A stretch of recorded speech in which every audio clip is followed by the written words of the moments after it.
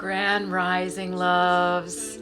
Happy Tuesday. Tuesday is the day ruled by Mars. Mars is the planet of warrior and war. So how do you handle conflict?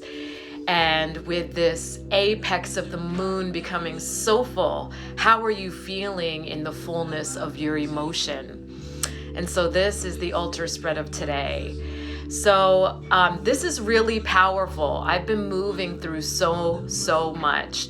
So ever since, and I know that doing my chart with Lisa really was the catalyst for all of this to begin happening.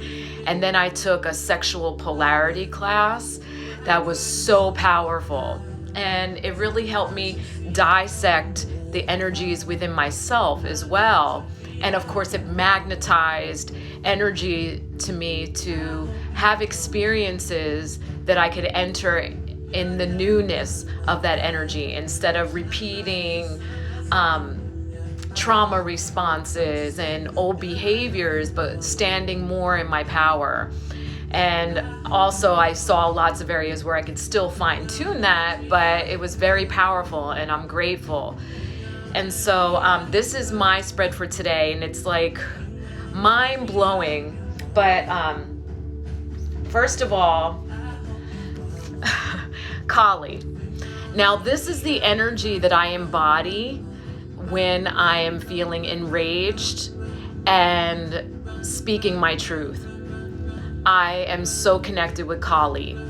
And so Kali is not about destroying. She is wholeheartedly about holding accountable those energies that are just not fucking okay.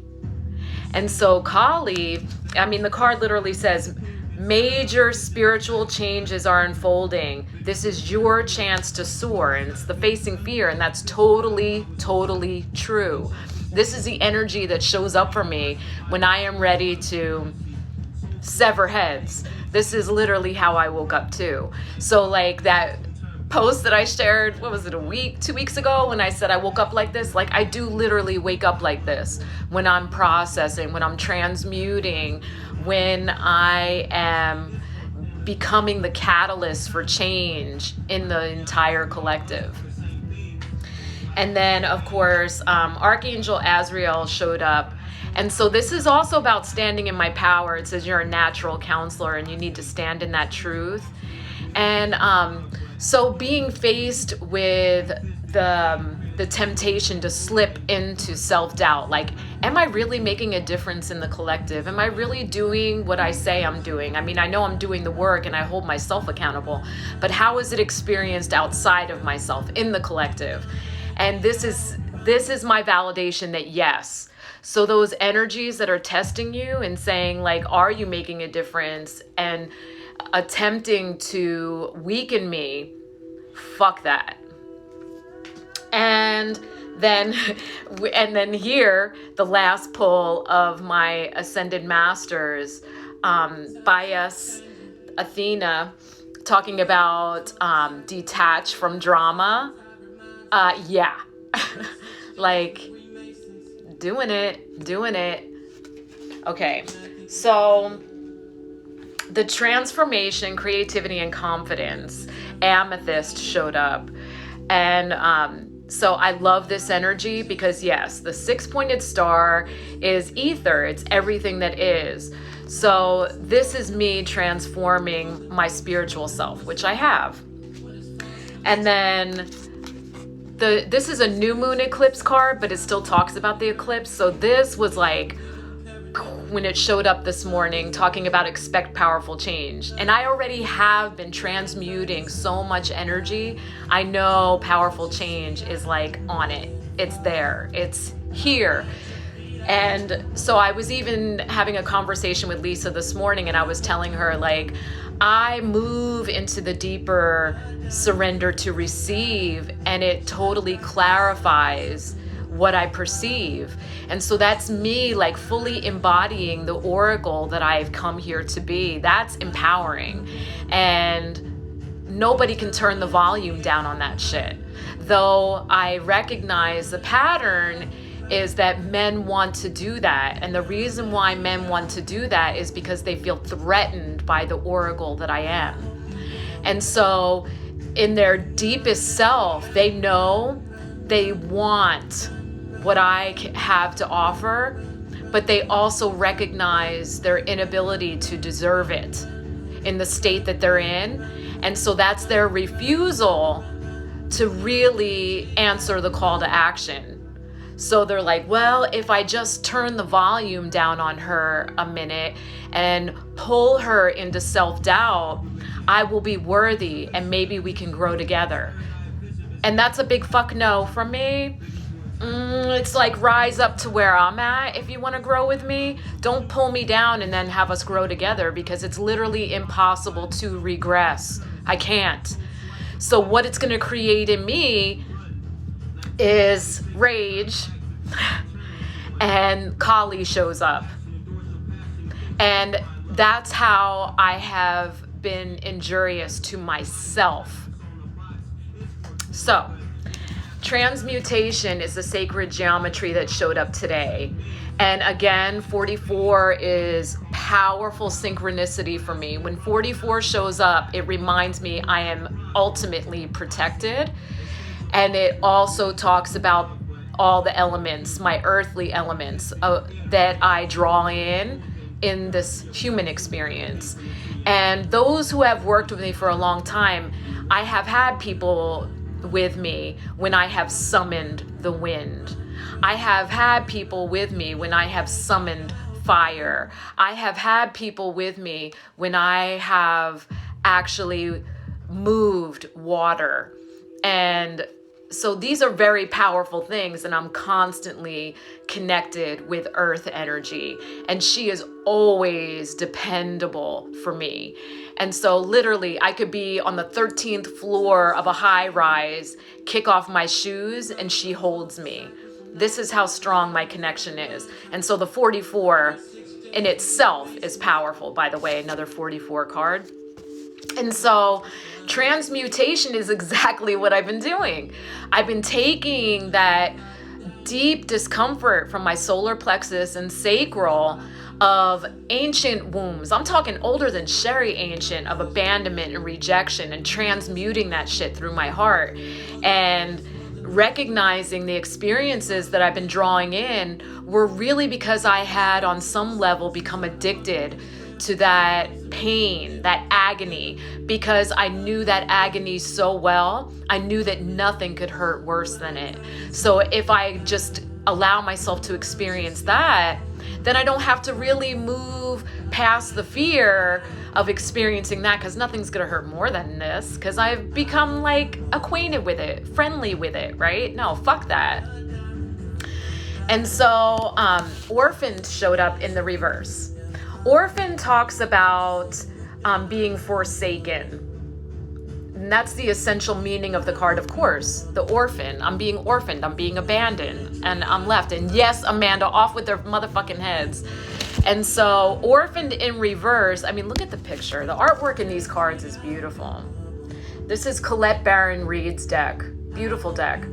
So orphaned in the reverse says, are you inviting in experiences because you want to experience pain? And does that pain make you feel alive? It's literally like cutting yourself, right? Like those addictions that are painful. I want to feel pain to know that I'm alive. Like I hate being human, right? It's dense and it's fucking irritating. And so I had to really be honest with myself, like inviting in that experience and reliving, especially this weekend, reliving an experience with someone whom I was really willing to let go of. And to see, like, am I really sure that I want to let go of this? And his inability to show up and stand strong too was confirmation for me. And so I just have to really be honest with myself. And so Ishtar Lionsgate showed up. And so this is amazing because I've never pulled this card for myself. I believe it came up for the collective once. And my soul sister pulled this for me last night when we were doing breath work together. And I was like, whoa. So this actually talks about transforming something that was negative into something powerfully good. What is it? Very positive. That's the word that was used. Something negative, a negative experience into something positive, which is exactly what the transmutation is. And so the 44 again shows up. Where is that? Here, 44. But the 888 is all about abundance, right? So all of this, but it's telling me now that I'm going to have a windfall of goodness coming in because of the work that I've put in. And I will be ultimately empowered and stand in that power and be recognized in that power. So that energy of the masculine testing me and trying to turn down the volume on me so that he doesn't have to actually rise up and put in any kind of work, but to make me question myself and put me in self-doubt, to take me down a notch so that he can feel more worthy. Fuck that. And everybody who's listening, who has ever experienced that, fuck that. Fuck that. So, that was harsh, right? But it's necessary and it's very loving. And I think that everybody that's on here knows it's coming from here, not here. And so Petalite showed up as my stone today, and it's all about mindfulness. Mindfulness does not mean that your mind is full. It means that you are unwaveringly present. So I actually asked permission of Amanda, who is the studio owner, if I could record my Wednesday night classes live on my YouTube channel. I have not heard back from her yet, but how do y'all feel about that? Everybody that's on here right now. Amanda, you come Wednesdays anyway, so it doesn't matter to you. But I really feel like the conversations that we have in that meditation class before we meditate, and Spirit always directs the meditation. That's why it's called custom meditation. And Spirit drives that meditation. I am not going off of a script. It's completely Spirit driven. And so I really want to share that on a wider scale. So I texted her this morning to see if I could do that so that the conversations can be heard. And then I don't know how lives work on YouTube. We're going to have to figure it out to see if they can actually engage as well. And it may extend the class, but I always let the class out late anyway, and I don't think people mind because it's at the end of the day, and I think people just go home and sleep after my class. But oh good, Amanda says, I feel like it's a fabulous idea. Diana says yes. Elizabeth says yes. And Becca, yes, Becca, because you're long distance, that would be awesome for you to join our class. So that's cool. So that's what I propose, just to be obedient to Spirit, to be more visible, and to help accept other people into that sacred space that possibly need it. So that's my spread for today. Thank you, thank you, thank you. I love you all. Thank you for sharing your most valuable commodity with me. Your time and your energy. Spending that currency on me. I so appreciate you. And I am sorry for any disharmony that I myself have created. Please forgive me. And thank you for this opportunity. I love you. I love you. I love you.